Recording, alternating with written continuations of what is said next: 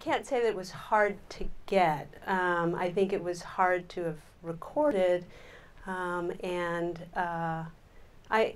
I have worked on the border for a long time. I have sources who I've known for decades, and when one of my sources came in touch with this audio, she was looking for a reporter. I mean, she could have gone to a bigger news organization, but I think she was nervous about what she had. She was nervous about having the person who recorded this audio get identified.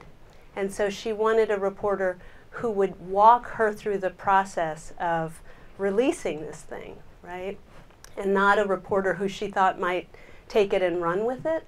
And so she called me, and she said, there's this audio tape, and it's got voices of children who were just separated. And I actually got the tape through an encrypted program on my phone when I was driving home from my mother's house with my significant other. And so the first time I heard this tape, I had put it on our car stereo.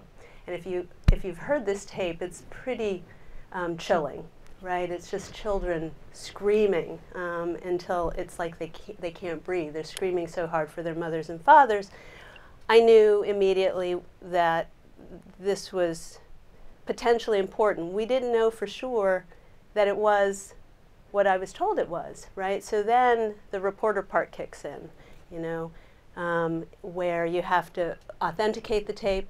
You have to try to get the source who called me to give me the name and identity of the person who recorded the tape so that I could verify that the tape was real and understand how the tape was recorded. And those things sort of, you know, there's a little girl on this tape who made the authentication of the tape pretty easy, because she asks for a phone call. She asks the Border Patrol to let her make a phone call to her aunt, and she blurts out the phone number. And so this little girl who's just been separated from her mother from Salvador at 4 years old remembers a phone number. And that phone number not only, I think, allowed her to stay connected to her mother, because there was no plan to reunite that girl with her mother. There was no plan in place to reunite these families.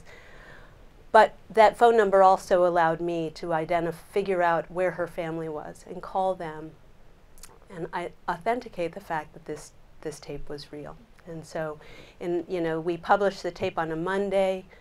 By Tuesday, it's on, members of Congress are playing it on the House floor, and by Wednesday, the president is signing an executive order that ends the family separation part of zero tolerance.